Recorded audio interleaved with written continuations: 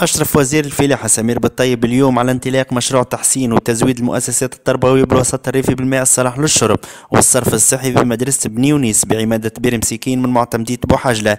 المشروع بتكلفة 4.7 مليون دينار وسيشمل تحسين التزود والصرف الصحي بولاية القيروان بمشاركة جمعية قطر الخيرية اللي تشارك ب 0.7 مليون دينار. وسيتمتع بهذا المشروع 92 مؤسسة تربوية منها 18 بمعتمدية بوحجلة على فترة زمنية لإنجاز المشروع على مدى 180 يوم على 3 أقساط. كما أشرف الوزير الفلاحة على جلسة بمقر ولاية القيروان بحضور الهياكل الرسمية والسلطات والمندوبية الجهوية للإطارات الفنية لوزارة الفلاحة وبعض مكونات المجتمع المدني. وتم إعلان بعض المشاريع الكبرى لتنطلق في 2017. كان مشروعنا بهانة العلوي بالوسلاتية 9 عمادات ومشروع التنمية الفلاحية الريفية حول البحيرات الجبلية. كما وقع تقديم مشروع جلب فائض مياه الشمال في طوره الأول من طرف ممثل مكتب الدراسات. إضافة لذلك تم تقديم مخطط التزود بالماء الصالح للشرب لسنة 2017 من طرف المندوبية الجهوية للتنمية الفلاحية.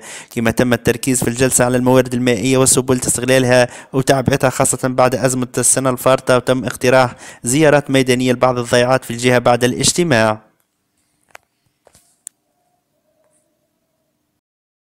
يد أن نوصل الماء صالح الشراب للوليدات نتاعنا في المدرسة هذه. وبطبيعة الحال هذا برنامج كامل واحنا عهدنا به للولاية وللسوناد وللجنرال أنهم يشتغلوا على عدد من المدارس باش نوصلوا الماء صالح الشراب. وهذا في إطار برنامج أنه الماء صالح الشراب يوصل لهالمناطق الريفية الكل هذه اللي ربما تشكو من نقص المياه. هذا برنامج كامل ومتكامل. احنا صباح عملنا جلسة في الولاية حول المشاريع هذه، جينا توا نعاينوا.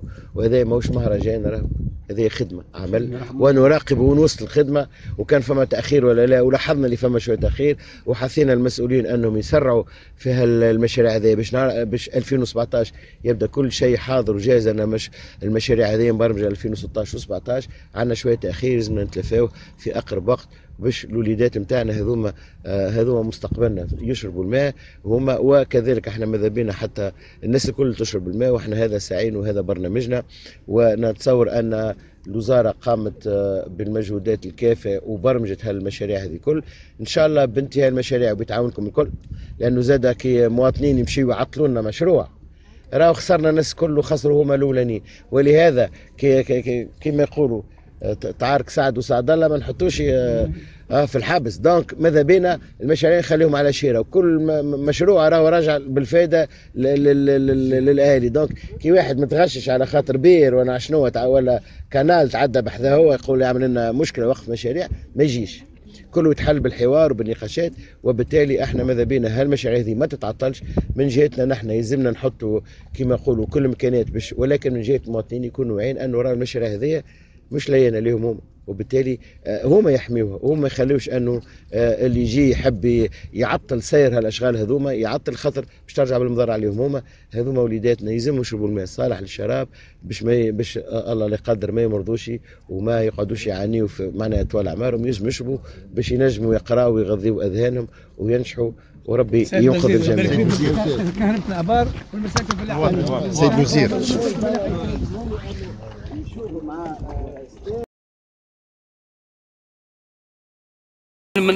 في الفلاحه الفلفل الطماطم الزيتون. الزيتون سيد الوزير عندنا مرات شاسعه. نحن نطلب من حضره جنابكم باش تكثروا لنا الشجره الغراسه. الفلاح ما ينجمش يتو الزيتونه. توك يقول الزيتون في القروان يقول بوحجله. هكا ولا لا؟ يرحم احنا جينا وشاهد شاهد من اهلها. شويه بشويه نركبوا البنتوات. لا بشويه. احنا قبيله في الاجتماع في الولايه قلنا انه القروان يلزم القروان لما لا تاخذ مليون عشر الماء باش ننجزوا على 3 سنوات تاخذوا القروان بطبيعه الحال. هذا مهم. واحنا كي نقولوا هكا مش يقعد يشري 3000 حتى شيء. سنوفروا المساله هذه ما نعرفش انا لازم ما تحددش الامور، ولكن هذا سنحدده ان شاء الله. كما عمل مرحوم بورقيبه الحصان يخلص والفلاح يخلص وهو يخدم في ارضه.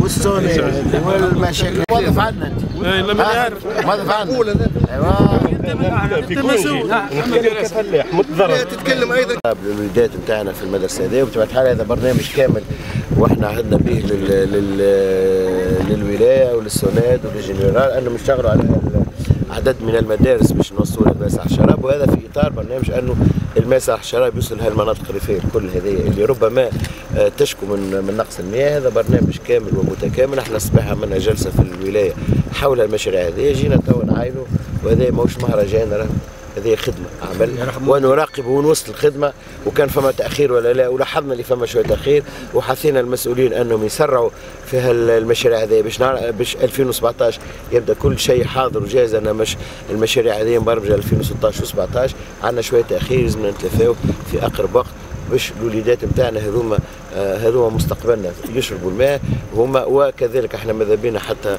الناس الكل تشرب الماء، واحنا هذا ساعين وهذا برنامجنا. ونتصور ان الوزاره قامت بالمجهودات الكافيه وبرمجت هالمشاريع هذه الكل. ان شاء الله بانتهاء المشاريع وبتعاونكم الكل، لانه زاد كي مواطنين يمشيوا يعطلوا لنا مشروع راهو خسرنا الناس كله، خسروا هما الاولانيين.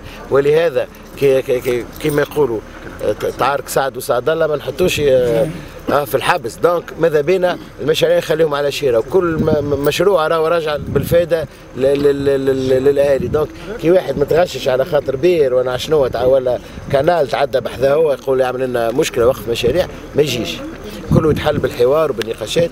وبالتالي احنا ماذا بينا هالمشاريع هذه ما تتعطلش. من جهتنا نحن يلزمنا نحطوا كما نقولوا كل الامكانيات باش، ولكن من جهه المواطنين يكونوا واعيين انه راه المشاريع هذه مش لينا لهم هم، وبالتالي هما يحميوها، وهم ما يخليوش انه اللي يجي يحب يعطل سير هالاشغال هذوما يعطل، خاطر باش ترجع بالمضر عليهم. هذوما وليداتنا يلزموا يشربوا الماء الصالح للشراب باش الله لا يقدر ما يمرضوش وما يقعدوش يعانيوا في معناها طوال عمرهم، ينجموا يشربوا باش ينجموا يقراوا ويغذيوا اذهانهم.